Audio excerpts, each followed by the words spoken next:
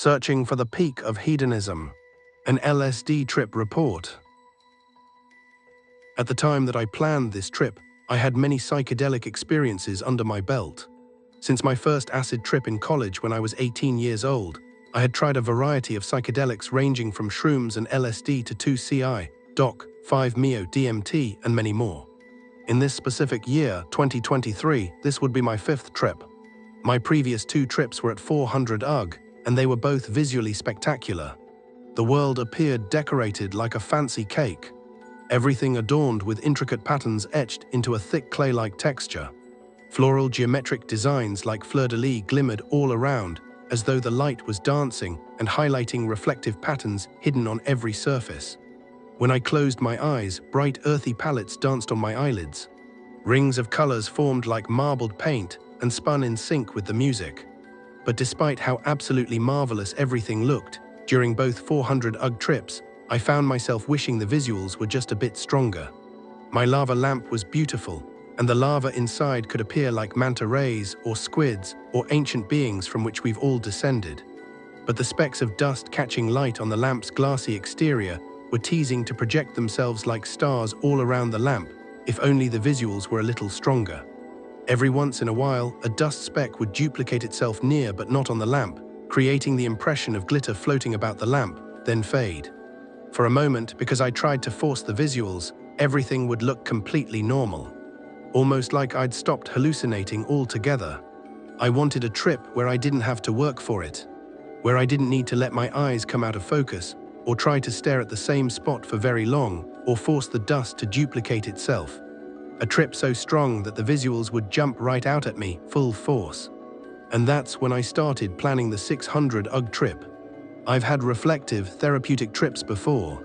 This was not designed to be like that. This was meant to be pure fun.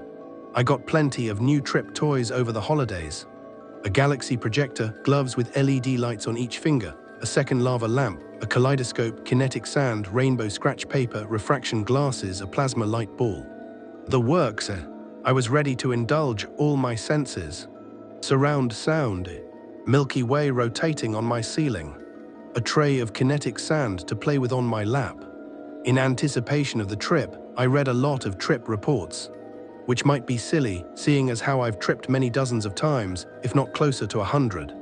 But I'd never really paid attention to dosages before, and the 400 UG trips felt pretty strong, so I wanted to make sure I wasn't being naive when arranging my doses. I figured I couldn't just increase my dose by 200 UG every time indefinitely. There would be a limit where I'd get confused and scared. Probably, but reading the trip reports made me too apprehensive. The night I picked for the trip, my husband, D, had to work for an hour, and he was asking me not to put myself in a position where I might need his help while he is working. I should have known I'd be fine, but I got nervous and made a decision that seemed right at the time, but was ultimately not a smart move. I decided that rather than taking all 600 UG at once, I would first take 400, get through the come-up, and only once I was comfortable and knew I was okay, feeling that itch to trip harder, would I take the additional 200 UG. I knew that doing so would decrease the intensity, but I thought it would be closer to a 500 UG trip. My logic was that, having just taken 400 UG, my tolerance would have spiked, and I would only get 50% of the effect from the second dose, so instead of it being like an additional 200 UG, it would really be more like an additional 100 UG. But I felt that this would still be a good strong trip, stronger than my previous two, and then I would feel safe to take 600 all at once the next time around. But this plan backfired in a way that made it feel less intense than the previous 400 UG trips. Partially because, even though the math adds up to 500 UG, the peaks were not lined up, and so it was not peak 500 UG intensity at any point, and also because of reasons I will get into in this trip report. So without further ado, the fifth and last trip of 2023. Leading up to the trip, I excitedly prepare my space, setting coloring books and pieces of rainbow scratch paper around the coffee table, preparing my tray of kinetic sand, and ensuring an interesting light source is visible in each direction from where I will be seated. At 1:45 p.m., I take 2 gel tabs dosed at 200 UG each and put them under my tongue to dissolve. The moment they enter my mouth, I feel a familiar tingling uneasiness all around my tongue. I know it's not an effect of the acid, and just my own trepidation, because even as I write this report, I can feel the same sensation in my mouth just from thinking about it. I personally tend to have a hard time with come-up on psychedelics. My limbs shake noticeably, and I get anxious, nauseous, and uncomfortable. It's not until an hour and a half into the experience that the physical symptoms tend to subside, and I'm able to enjoy the trip. And for this reason, my body rejects the initial consumption of the acid. With the 2 doses placed under my tongue, I feel an unpleasant shiver radiate through my mouth and down my spine. Plus 5 minutes at this point, I consider watching cartoons to distract myself. Normally, I would watch something like Bob's Burgers or Adventure Time, something light-hearted and bright to keep my spirits up through the discomfort. But I decided that this time I wanted to write about my experience. I wanted this trip to stand out in my memory. So instead of passing the time with television, I pick a coloring book and begin writing my intentions in one of its pages. The page I pick has a tree drawn on it, with a bird resting at its center. Plus 15 minutes, 2 p.m., the gel tabs have fully dissolved under my tongue. There's an anxiety that likely has more to do with my internal set, and not because of the LSD kicking in yet. I was filling in a coloring book where I wrote my intentions to reward myself, to see beautiful visuals, and to feel good. But now I've stopped because I feel too rushed. A nervous energy is tightening my jaw. Plus 30 minutes, 2:15 p.m., definitely no visuals yet, but I can feel something is off about my body. Every once in a while, I get a shiver like I do when I drink a gross beverage. My skin feels strange. Everything in my face feels a bit congested. The spit in my mouth feels thicker and slimier than normal. I notice a physical tension, anxiety, but feel mostly calm. I start wondering if I need to use the restroom, but am not convinced. It's hard to tell the difference between discomfort and urgency. My dog T whines nearby, and I wonder if my nervous energy is making him uncomfortable. Plus 45 minutes, 2:30 p.m. I wonder if I should have put on a TV show for the come-up like I normally do. But I do that every time, and I don't usually take notes on my experience. So I decide it will be interesting to do it this way this time, even if it's a bit uncomfortable. I wonder if it's time to put on some music yet, but decide I'm not quite there yet. Not for my trippy music, at least. I decide to recline and get comfortable. I lie on the couch and cover myself in a blanket. My second dog, A, is on the couch with me, sitting on the cushion like a parrot on my shoulder. I wonder how long I will be able to keep logging before it becomes too difficult. The shaking has started, which makes it harder to type. And something about looking at the letters on screen makes me feel slightly seasick. At this point, I start closing my eyes a lot. Bright lights and text or busy visuals make me feel overwhelmed and nauseous. I close my eyes and focus on my breathing and wait out the uncomfortable come-up. Plus 1 hour feeling physically ill. Lots of shaking. A 4-pound mini Pomeranian is sitting on my belly and I don't like it, but also don't want to make him move. Feel like I need to ride it out till the visuals take over and the body load recedes. I feel cold, even in my wearable blanket plus being under the covers, since my hair is still wet from the shower and I'm on the couch in the living room. I feel bubbles in my stomach and guts. I think about how this is a dumb situation to put myself in if I'm going to be in public, and reconsider my plans to take acid in 1 month at an EDM concert. I tell myself I should stick to drinking alcohol at the concert like everyone else, and not attempt to trip there. I always think it will be fine once I get to the part I like, but getting there is no small task, and I don't think I'll enjoy it outside my home. As I think about how uncomfortable I am and how miserable it would be to feel this way at a venue in the city, I wonder once or twice if I will genuinely vomit from the nausea I feel, but it quickly passes back to discomfort. Plus 125 hours I threw up once. D brought me a big metal bowl and moved my hair out of the way. Puking made me feel better, and I took 3 hits of weed to settle my stomach. Him and I spoke for half an hour or so, note by D. It was 5 minutes, about vomiting and anxiety, and now I feel nauseous again, but I'm not sure I'll throw up again. The visuals are kicking in more and more. I notice yellows on D's face, contours of brightness along his face and hair. Everything takes on a thicker appearance to accompany the queasy mucus-y feeling in my airways. Reading makes me feel nauseous, and then I close my eyes to block out some of the input. The backs of my eyelids are like bismuth or brushed steel. Metallic rainbows shoot out like on the back of a CD. Soon I'll be approaching the peak. I should plan what I want to do. When I close my eyes, rainbow colors cycle just like on my keyboard. At this point, D started his work call. I told him that I felt okay and he didn't need to worry about me. He sat nearby with his laptop, and I tried to keep my shaking to a minimum while taking notes on my phone. I felt uneasy, constantly checking the time and trying to math out in my disoriented head when I was supposed to take the second dose that was waiting for me in the fridge. About an hour and a half in, I decided to grab my rainbow scratch paper. There were 4 sheets I'd prepared for myself. 2 of them were regular and 2 were holographic. I grabbed the pointed stick and started scratching away at them. I wanted to draw and enjoy it, but I was very preoccupied with the question of when to take the additional 200 UG left in the fridge. Instead of drawing, I found myself writing down my thoughts. Below is what I wrote on the pages. On the first page, I wanted to trip sack. What would 200 UG do now? If I was tripping harder, would I even be able to use this stuff? There are drawings of some wheat, a freaked out face, a snail shell, and the words, "Why these shapes?" written inside the drawings. These are shapes I come back to a lot when drawing during trips or while sober. Where you trying to go? Why do I want to trip harder? Is the point having this later or now?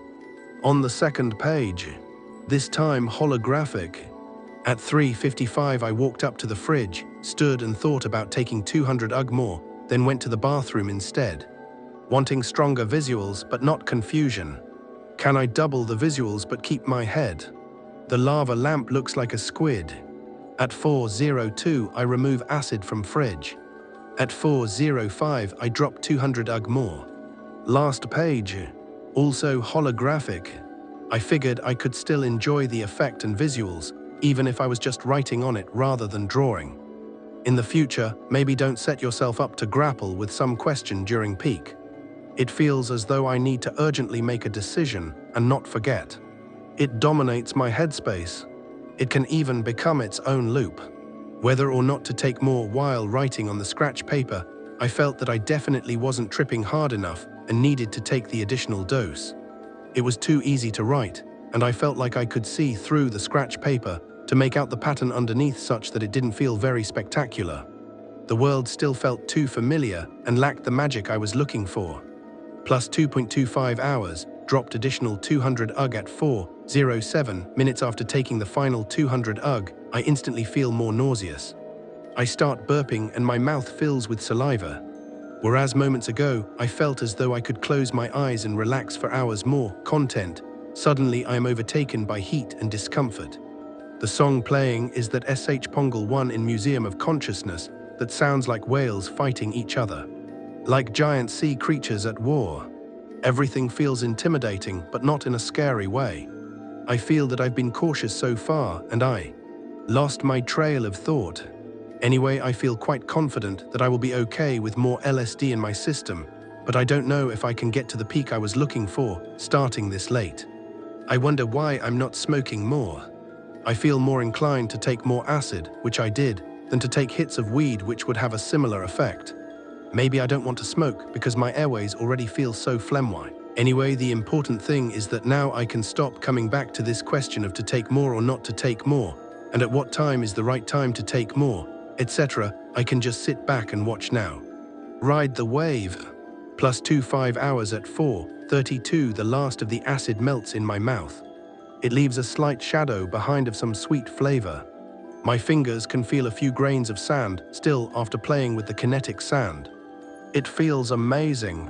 Rolling it through my fingers while watching the sky initialize itself over my head. D was adjusting the projector. My body melts with the kinetic sand, falls apart and then comes back together clean just like that. I can feel my organs separate and decompress and then curl back to fit neatly inside. I love the sand. I thought it would be beautiful visually, but the physical sensation is even better. It was actually quite an ugly substance when I was looking at it earlier. It made me think of ant larvae, like I could see little dark heads appearing in these clearish tannish eggs. I then became very aware of how I was playing with rubbish, like glue and dust and chemicals globbed together.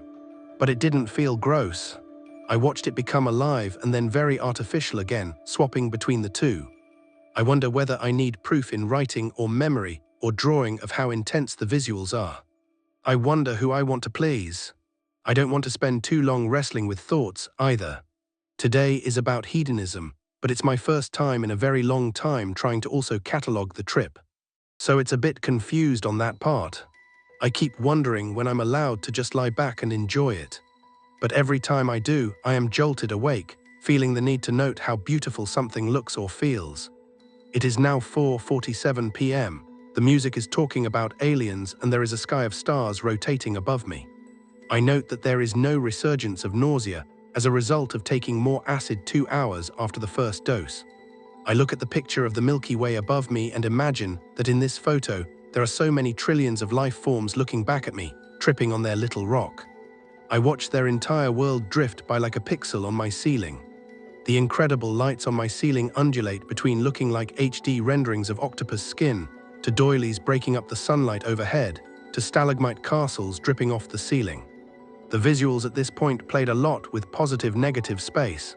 The stars and the darkness in the image would shift in their roles.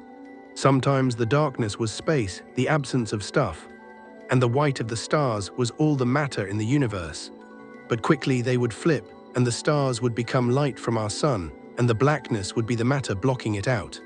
As though I sat with a straw basket over my head, or looking up through a knitted blanket and watching spots of light break through its pores. The shapes surrounding the light took on decorate flowery shapes, which made them appear like doilies. Plus 3.5 hours holding trillions of grains of sand in my hands, feeling them go through my fingers, while watching countless little stars on the ceiling, I think a lot about the difference between space and matter. Of negative space and positive space. Of filling and being. I watch the cosmos split like amoebas overhead and ponder the boundary between myself and the air and the dogs and the mites on my face and the neurons in my brain. Everything fits very neatly together like a zipper. Plus 4 hours at this point I started speaking with D because he was done working. He took notes for me about my thoughts as I told him about them.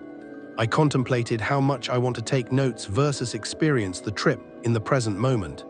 In my scratch paper, I had written something similar. My mind kept coming back to this idea of the observer versus the tower. In my mind, the tower was like a radio tower, like a beacon that sends out a signal to communicate with others. The observer was just watching, maybe listening to other towers. I felt uncertain about how much I wanted to be a tower versus an observer. But I kept coming back to the notes because I felt there was some value in them. And in my scratch paper, I was pondering that value when I wrote, is the point having this later or now? Regarding whether the scratch paper was supposed to be a fun activity to enjoy in the moment, or a tool to record my thoughts so I wouldn't forget them later. Plus 5 hours D, and I talked about his anxiety. He asked me for a diagnosis with my new heightened awareness provided by the hallucinogen. I felt very strongly in that moment that I saw him clearly. The very soul of him. Underneath his tastes and hobbies, underneath his ego, his lizard self.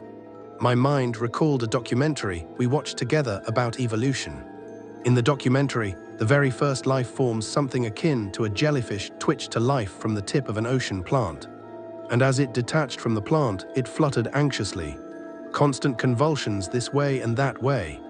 It did not have eyes or ears, so it could hardly sense anything about its environment. But still, the little jellyfish ventured out to explore it. I told D that he is like this jellyfish. He cannot see or hear the danger, but he feels its presence, and he knows he must move as fast as his little limbs can twitch him along. But also that this innate inner restlessness, while the cause of his anxiety, is also the root of his intelligence. It is a seeking impulse. To discover. I imagine the little jellyfish seeks to map its environment as it flings itself about. It must hurry to find its bearings so it can beat the enemy it has yet to see. I told D that is my diagnosis of his situation. And I felt that D gained a new appreciation for him and his anxious core. I felt tremendous love for him, but I didn't tell him then. I felt that it would sound like an effect of the drug rather than my genuine appreciation for who he is. Plus 5 hours D talked to me about his body because he's on a health and fitness journey this year. He stood in front of me and described the muscles he would like to build out, and as he did, his body morphed in front of me. At one point, his hair became more orange than brown, his beard became thicker, and his entire upper body seemed to broaden around the shoulders. He suddenly looked like a lumberjack from an animated movie. It all happened in the span of a minute or less, as he described his physique. His appearance shifted 4 or 5 times in that short span, and I found it very amusing. It felt as though I'd gotten glimpses into D's of different dimensions. I told him about how he looked like a lumberjack, and that spawned a lecture about the difference between logs and lumber, and that they really should be called logjacks. I listened to his lecture with a smile from ear to ear. As he talked, I enjoyed the imagery in a way I hadn't experienced before.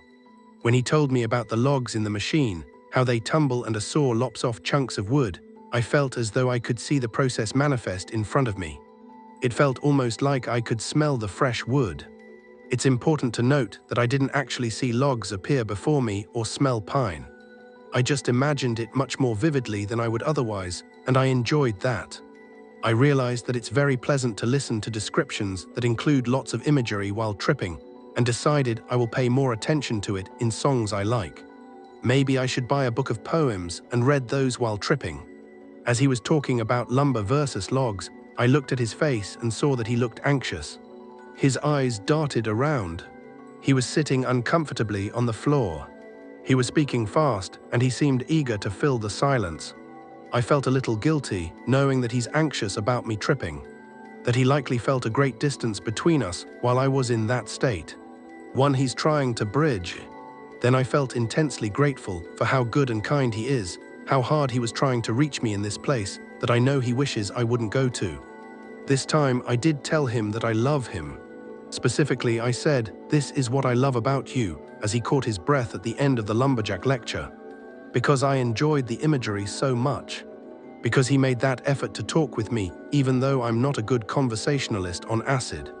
Because he was trying so hard to be there with me, even though he wasn't happy with my choices. At this point, about 6 hours in, I stopped taking notes for a long time. I pretty much just went back to playing with my kinetic sand, listening to music, and watching the galaxy projection. But within another hour or so, I felt that the intense effects of the acid were over. It was no longer interesting enough simply to lie there with the music, sand, and stars. I went to the bedroom to snuggle with Dee and the dogs.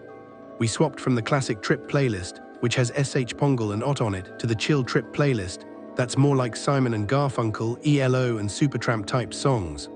I still had some visuals, but they didn't feel strong enough to be entertaining on their own. My next note was at 3:24 a.m. when I remarked on how some hints of visuals still remained. Plus 13:05 hours, 3:24 a.m. The galaxy projector was turned off long ago, but stars remain glinting behind the surface of my ceiling. The longer I look, the more of them return. Little Milky Ways form. I look down to type in my phone and see lines connecting stars above in my peripheral vision. They, along with the dim string lights, bring back my night sky. What an amazing projector! It and the sand together, feeling it melt in my hands, I really felt myself come apart and back together again like quadrillions of particles blasted through space by the Big Bang and smashing back together to create intricate little breathing feeling shapes. It was glorious. The green lava lamp was also choice. It created bands of cybernetic light around each sphere of lava. Plus 14 hours, 3:40 a.m. Even in the dim light of the string lights, they illuminate a remaining webbing in space. Labels, ribbons, and projections made of light that wrap around objects. Eventually, sometime before 4 a.m., I fell asleep. I felt tired but happy the next day. To me, the day after an acid trip feels like a snow day. A slow, lazy, peaceful kind of day. In the days that followed, I picked up some new Udemy courses on art and programming. I've noticed a pattern of inspiration that follows my acid trips, where I tend to pick up new art forms and hobbies around the same time that I start tripping again. That made me happy, even though I didn't reach the peak of hedonism that I was looking for. The trip felt visually weaker than the 400 UG trips that preceded it. However, I did feel that I had more ego death type of feelings on the higher, asynchronous dose. I think it was weaker because I wasted my peak, preoccupied with the decision about taking more, and ended up distracted. Still, I had a marvelous experience, particularly watching the galaxy projector while playing with the kinetic sand. I will continue searching for the peak of hedonism, but first I have to earn another trip. For me, it's easy to go overboard with the acid and do it too frequently. For that reason, I make goals for myself after a trip and decide on something that would make me feel accomplished and justify the next one. LSD can be a tremendously inspiring substance, but the risk for me comes when that inspiration doesn't lead to any action. When all the time is spent in inspiration land and not enough time is spent in making it happen land. So until next time, I'll be working on those new courses.